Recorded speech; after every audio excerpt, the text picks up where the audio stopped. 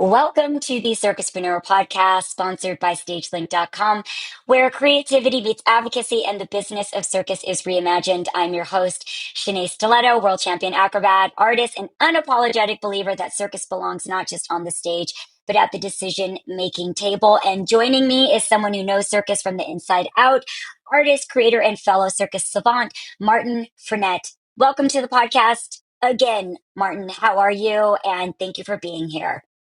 Well, third time is a charm, so I'm hoping we will get even more than fives of tens of viewers this time around, because it is a delight to talk to you each time. So bring it. I'm up for it. Yes, folks. Together, we're asking the real questions. What happens when circus artists step into civic spaces or political spaces? How does movement become message? And can balancing on our hands help us better balance policy? I think it can. We're showing that right here. This isn't just about performing anymore. It's about representation, and it's about bringing the story of circus into the rooms where laws are written and futures are shaped. And riffing off of what Martin Frenette just said, please subscribe to the podcast. Please comment on the episode because we hear so much about what you like.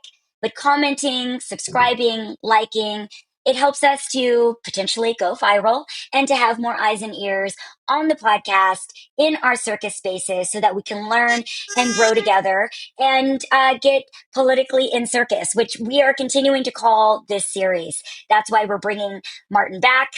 We're engaging almost at this point, week to week, on the current and ongoing political issues in America and also to some other issues from around the world that seep in and intersect as well, because the circus is, again, so international and interconnected.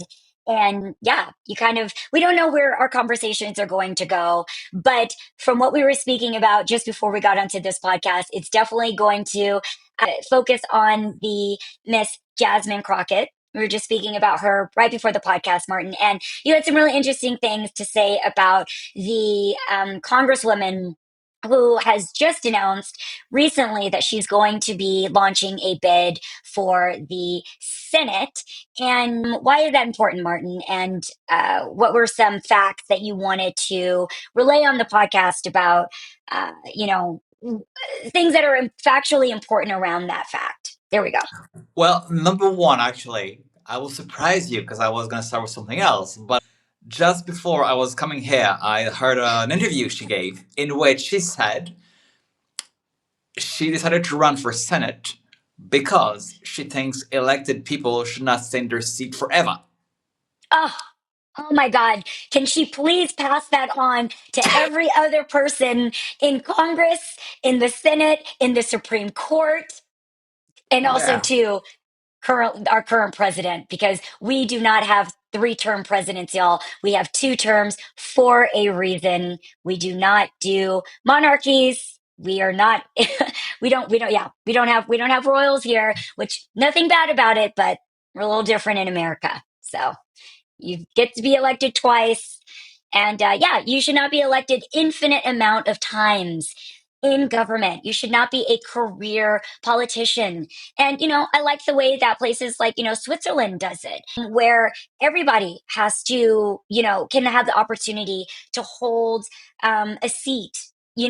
That's how it's set up. You hold I think it's like 2-year term, something like that. So then you get people from all walks of life that get to participate in government, that are state assembly members or, that are in Congress or in parliament.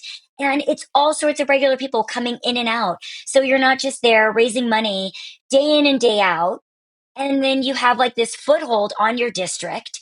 And then no one can get you out of there if they don't like you or if they feel like you're not representing them adequately anymore. You're now representing all the special interests. And that's why we need us to get money out of politics. And I like to see that Australia just passed a law just this past week where billionaires can only contribute, I think, $50,000 to a campaign each. And so you cannot give $250 million to a campaign like some of the billionaires did in our last presidential election. Now, I'm not saying that they're not going to find loopholes in Australia, to find those loopholes to abuse them as well. But let's do something about it. We need to repeal and overturn Citizens United in America, which made it so that you could contribute an unlimited amount of money to a campaign. Like, that can't be good. That can't take us into good spaces where just because you have $1 trillion, you can essentially buy an election. So Australia is trying to set the standard of we cannot be, bought and bossed.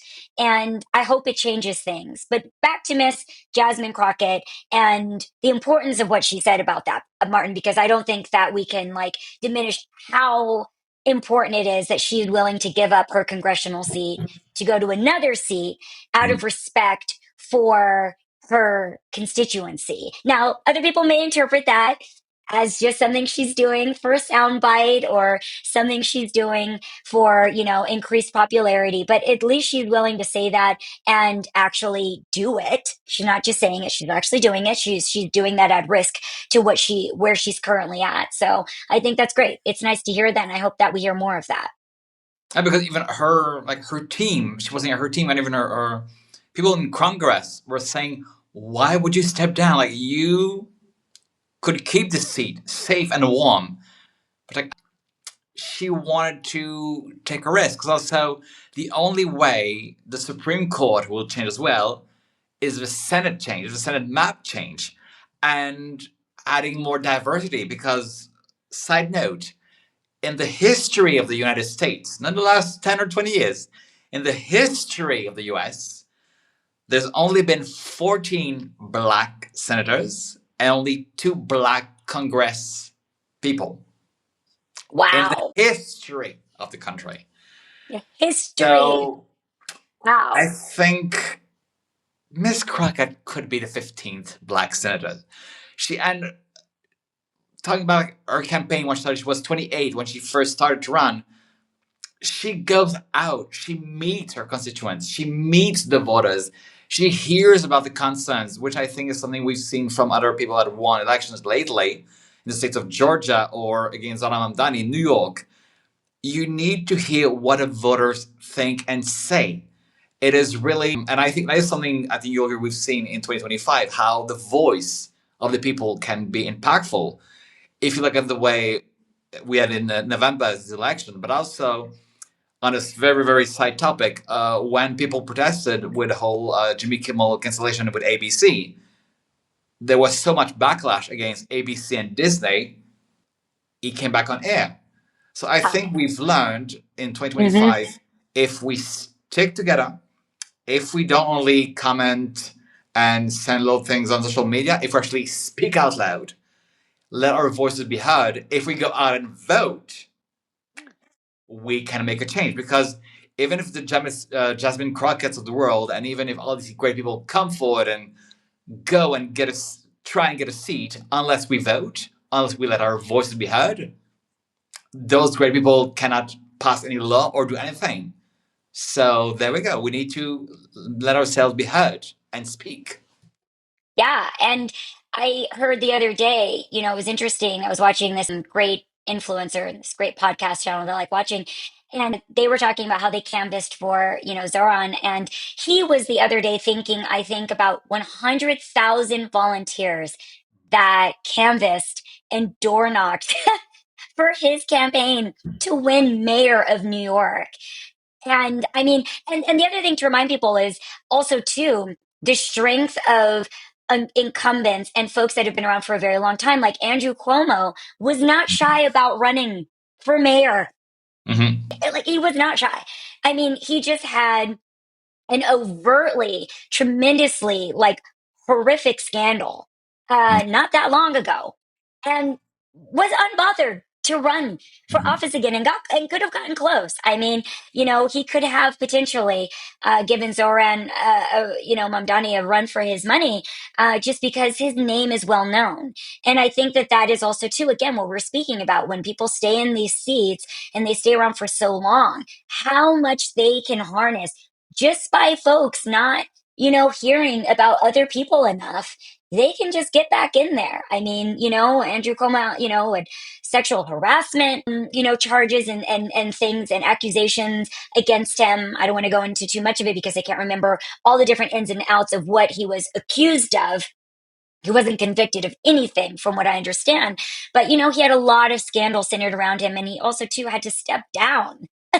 So he had to step down in the face of scandal, but then was completely, like unbothered to run for office again. So, folks also too, why aren't you willing to hold these people accountable for, having these terrible track records, no matter who it is, from whatever side, holding people accountable and having that matter, in terms of how you want them to represent you.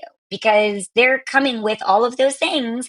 And, just because they have gotten name recognition doesn't mean that they just deserve to continue to stay where they're at. They should have to work for it, I think is what we're both saying. They should have to fight for it. And they should have to show you their value and their worth time and time again to retain these seats that are just so important. I mean, like you're saying, it influences everything that you do on a daily basis and everything that is happening in the world. And then it leads to people building these careers over time and then eventually harnessing them to get into offices that could eventually, be the president. Mhm. So, And then, of course, like we've seen, especially since the last election, how the Supreme Court has such an impact. Like, really, the Supreme Court has a lot to do. If you look at the overturn of Roe v. Wade, of the military is actually no longer being allowed to go into cities now. But this, going back to Jasmine Crockett, goes back to the Senate. If you want to have a seat on the Supreme Court, you need to go through a Senate hearing first. So for someone like her to be bringing this fresh blood energy, because she would live longer than some people are now on Supreme Court. Her kids, her grandkids, like you and I, our nieces and nephews, they're here for a long time. We cannot be governed and dictated what to do by older generations all the time. We need to let the younger ones go. The same way that, for instance, a few years ago, Nancy Pelosi passed the baton to Hakeem Jeffries as well. That was an example of, okay, I've done my time. I could stay here forever. Moving on. Yeah.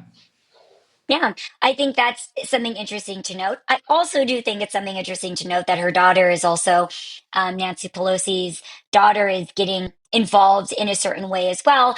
Mhm. Also speaks to the fact that, again, the connections that you have lead to It certain helps. dynamics, and it does help in where you might be headed next. And I think it's also important for folks to remember things like that too. Like, it is great to see people that do not have all of those overt connections stepping into these spaces, because then you're not passing down that level of power and engagement and influence. Now, I'm not saying that just because your parents were in positions of power for a long time that you have no right to step into those spaces, but also to keeping in mind that they are coming with a certain level of lineage, and they are coming to with, I think, a certain level of perspective, because they are coming from a family or from a background that has been extremely influential, and how, sometimes that's something that will continue to kind of upshift or upswing in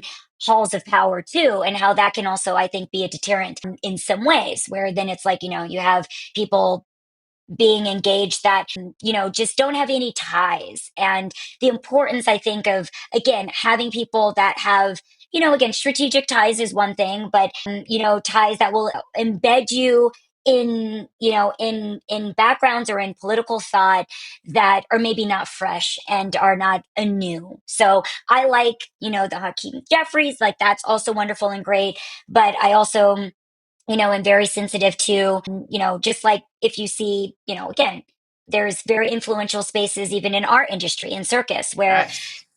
if you don't really understand who those people are, it might seem kind of, you don't really understand what's going on. but then you're like, oh, that's the cousin of so and so, and this is the brother of so and so, and then things can start to make a little bit more sense for you. And that's typical in our industry. So I think it's also interesting that it's kind of typical in politics, because that's something that's very, that's kind of like what happens in circus culture as well, where families stay in spaces of influence, and will stay around for generations to come, which can almost similarly be considered in some ways kind of like a royal lineage too, kind of cycling back around to that, which interesting enough.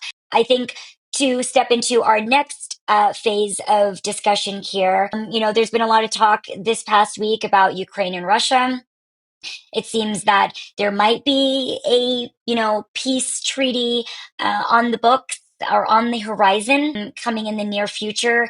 I would like to see Ukraine retain all of Ukraine in the midst of that. I think going into 2026, I'll be absolutely heartbroken if Ukraine is forced to give up any of their land or any of their territory. Even though, as much as I want peace for the region and I want peace for Ukraine, I want peace for Russia, and all of our friends and colleagues that we have on both sides, which I do not see sides, I just see people. But I hope that there's not a push to give up any more land. What do you think, Martin? Well, the thing, as you were just saying, we both of us, we know, and there's a lot of Russian and Ukrainian artists out there. We've performed with them, we've seen them.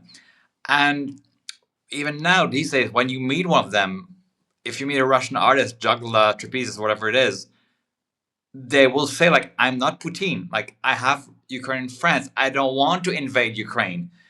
Ukrainians will say, oh, like, the porter in my show is Russian, and we go for a beer tonight. It's not this division that we see between political figures is very heartbreaking because there is this power struggle, like this war. But again, like the small people that can be heard, hopefully, maybe not in those countries, but we need to find a way to not take over the governments. But if the Russian Ukrainians can like go out for a beer after the show, can share the backstage and all, there has to be a way for these two countries to, as you said, like not give up, just find peace in both senses. Because I know Russians are very sad about the Ukraine situation. It's not people I think are we saying, Russia, Ukraine, enemies.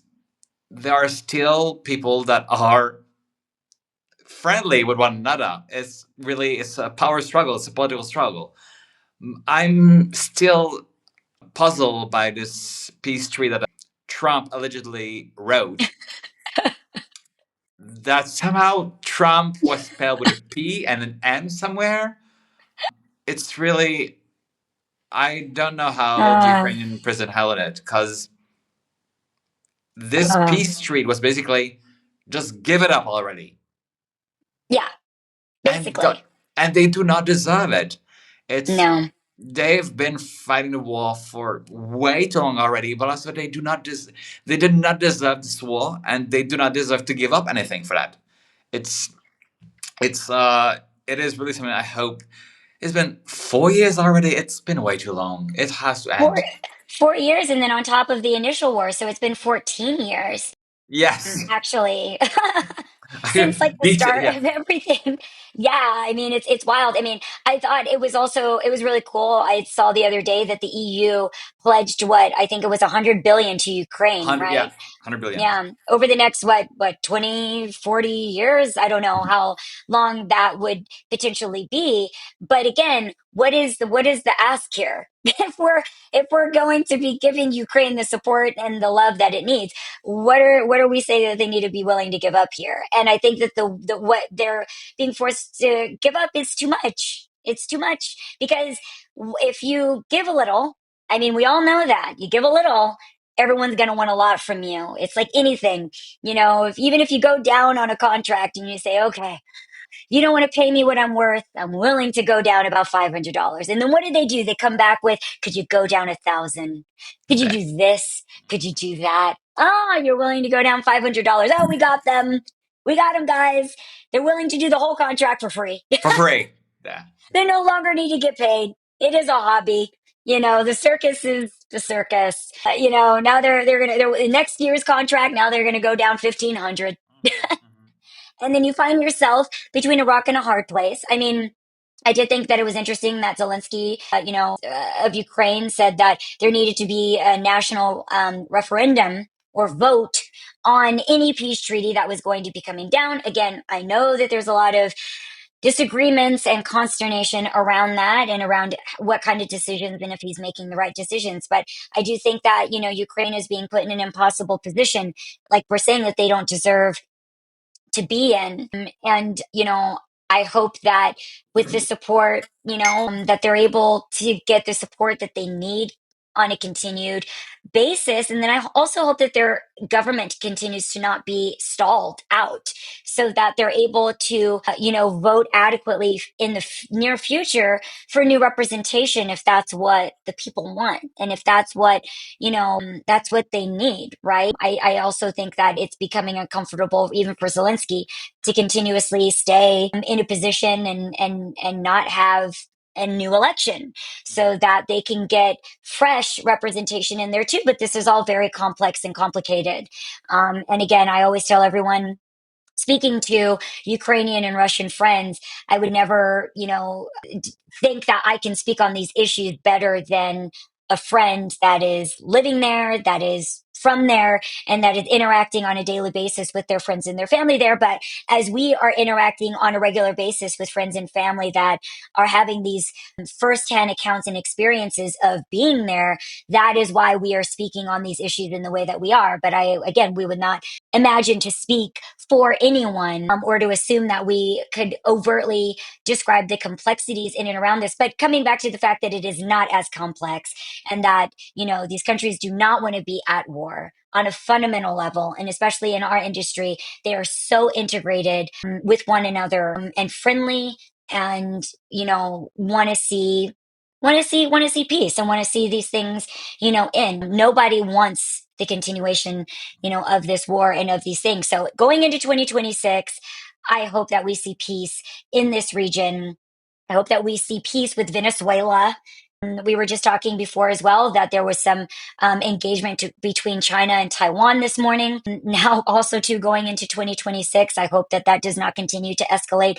We also did see that there was a peace treaty moving forward between Thailand and Cambodia. That's very good news. They also too rebuked the peace treaty that was coming from Trump, but decided to move forward with their own peace treaty because they did not like the US stepping in and trying to resolve things with on their terms. So that was also, I think, interesting to see peace going forward in some regions. Only, God knows that we do not need more regions destabilized around the world with respect to work, which with respect to touring artists, with respect to our international network of the circus industry and being impacted on that level. And we've spoken a lot, Martin, about destabilizing anywhere in the world and how that destabilizes our industry and how hard it is on our industry and how yet our industry continues to go and move forward despite all of those destabilizations. We all continue to work and to travel and to perform and do contracts regardless. But it still does have far reaching implications for our industry, kind of like nonetheless.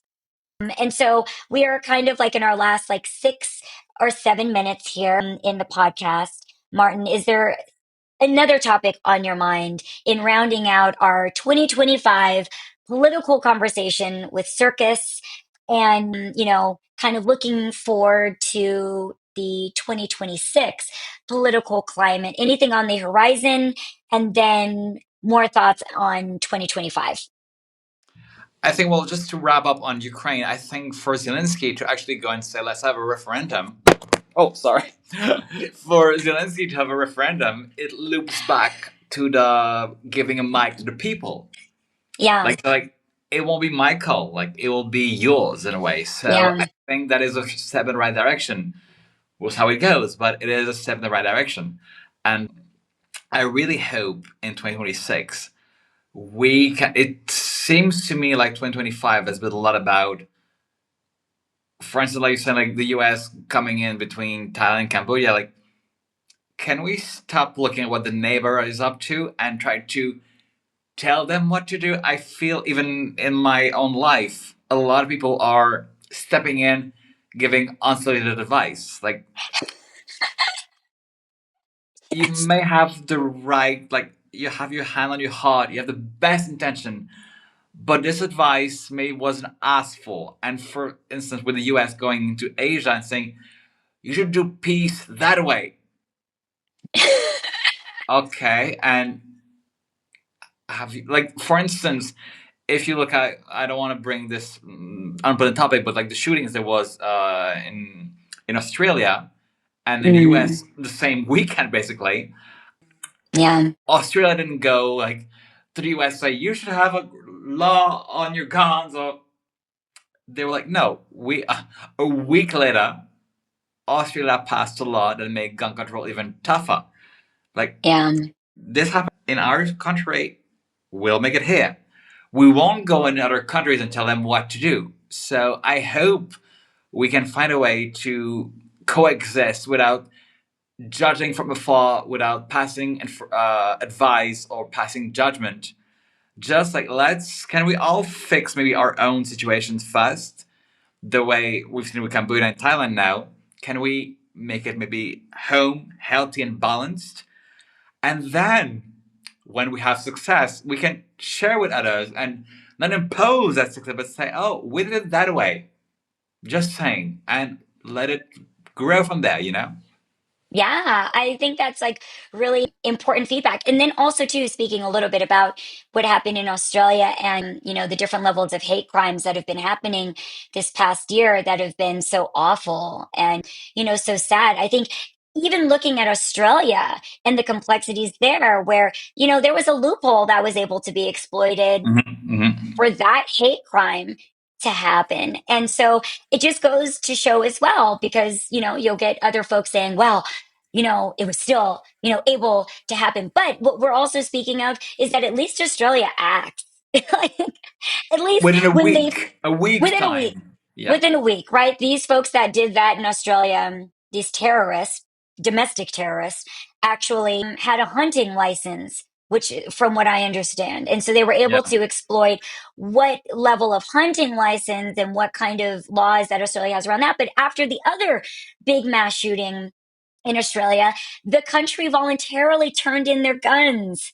They voluntarily did About it. 30 years ago, 96, I Yeah. think. Yeah. Yeah. And so, even the folks that are like, well, you should have gun, gun laws in certain capacities and allow certain things. They did. They had hunting things and they Yeah. have things, I think, for like military. Like they have those things. However, even when they saw, wow, someone was able to exploit that for the first time in decades, they they got that law passed right away. And that's another thing that I do like about Australia too. And not to make this all about like Australia is the one doing it the best. But if Australia does not like their prime minister and they have been there for a week, they can vote you out. And they do. Yeah. Like there are people that have been prime minister for like a second in Australia and just gone, Yeah.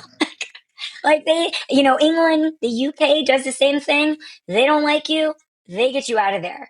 And, that's a very different thing, in terms of, they're speaking about that in our current political environment about bringing about the articles of impeachment, and going that route. And there's been several representatives speaking about that in connection to the Epstein files and how they're being handled right now. And everyone is looking at the redacted files. And someone like me, as a survivor of USA Gymnastics, and was a part of an environment and of a system and of a case that was extremely corrupt and handed with extremely corruptible hands and corrupted hands. I mean, it's wild to see, the rollout of these now hundreds of thousands of files, which we can go back to our favorite person, A Pam million, Bondi. actually. A million Yeah, files. a million files. After they said there was nothing else to see here, there was nothing else to release. Nothing.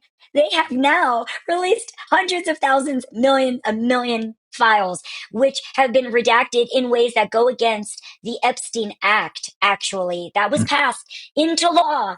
They did actually act, some representatives were even able to pass a piece of legislation that would force them to release these files, and they still did it and went against the law and did not, release these files properly, which is absolutely wild. And even the things that we're seeing, I mean, even Bill Clinton, who is heavily implicated in these files, is asking for them to be unredacted according to the actual law. And this rollout will hurt this administration going into 2026. I mean, it's already hurting them, but it will definitely continue to, because, with how many things we are still, being left out, we still don't know so much. Even reading through the files and seeing employee one did this, employee two did this. We see the folks that were indicted, essentially, that we still don't know the co-conspirators of who they were. What are their names? Who are these other people? This guy and this woman, they did not act alone. And all of these people that, could be implicated within this, and, this network, and, what the FBI is doing and how they're handling this, and, the kind of like the amateur-ish seemingly. They also sent out kind of like a notice of asking for help to sift through the files. I mean, this is just, I mean, everything that we're seeing, they're saying this is absolutely unprecedented in terms of how you would handle a case, or like a file release of this type and this size and this scope.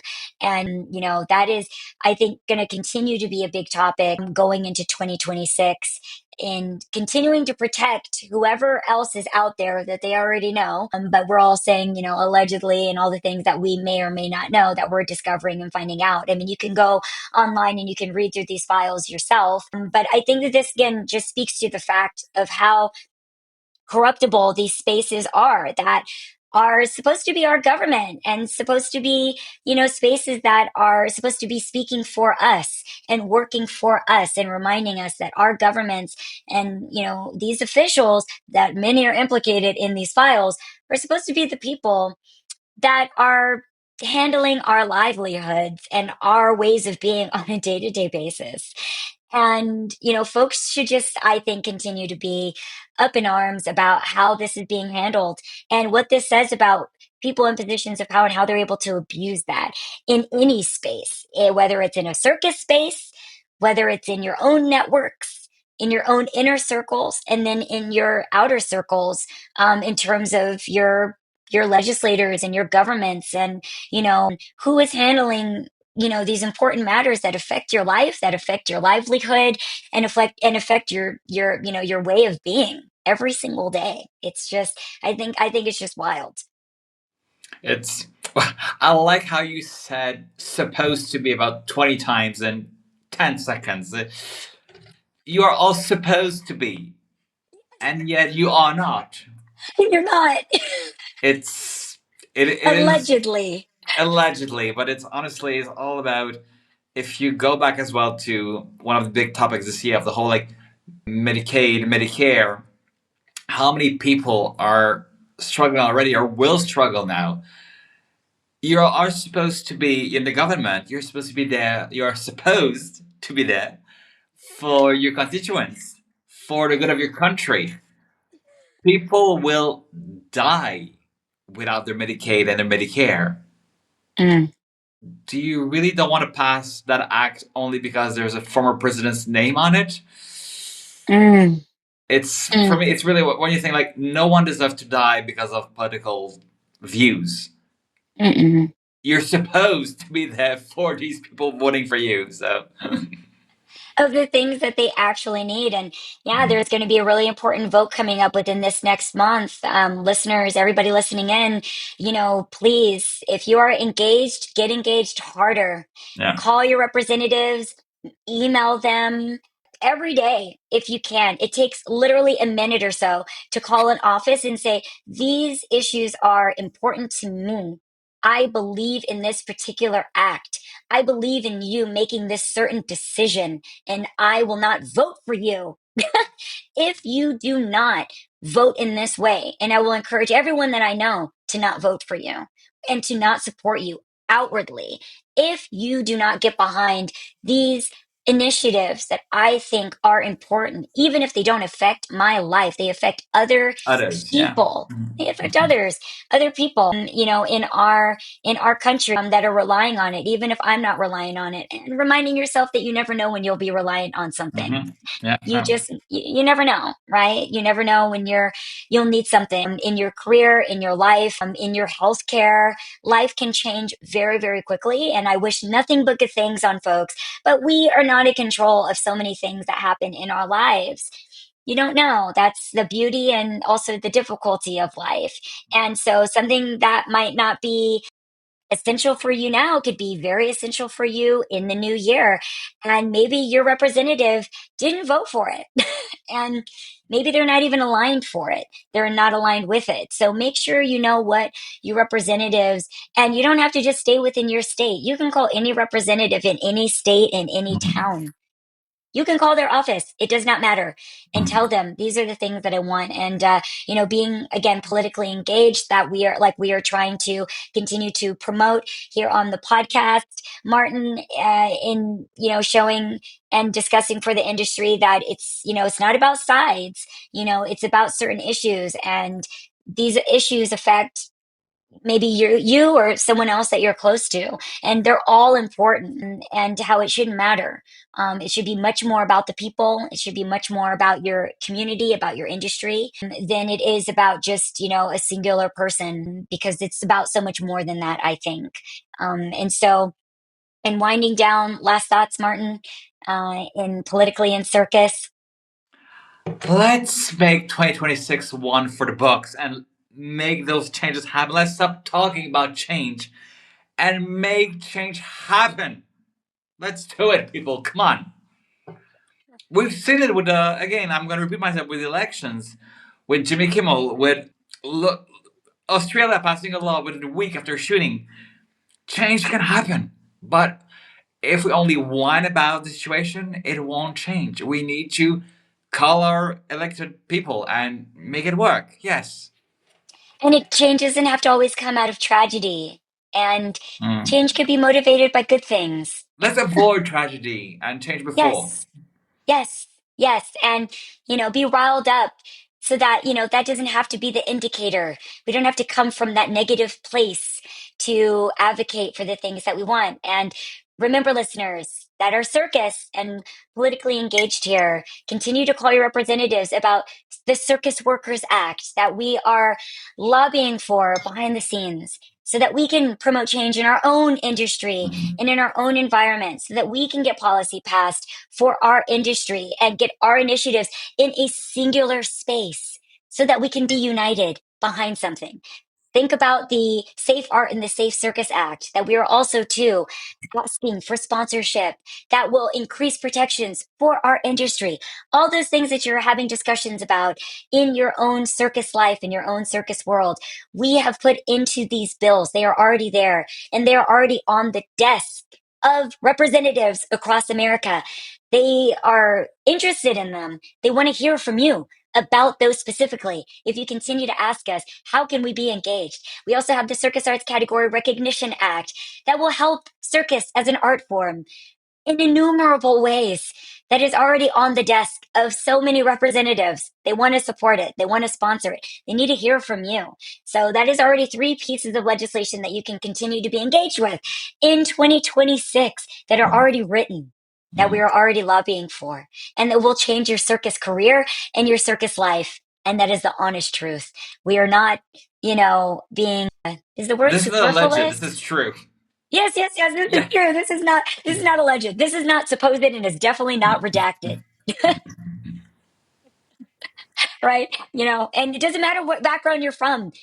Everyone should be engaged around these, because there's a little bit of circus for someone in all of these policies. I want to remind you this. These are the most bipartisan pieces of legislation that you could ever support in your circus life. Believe me, they are the most bipartisan policies that we have created. There's a little bit in there for everybody that can be supported, that can get behind. So, industry, organize, talk to one another, get engaged. And if you need more, information, again, DM me on the Circuspreneur Podcast or on my Shenea Stiletto.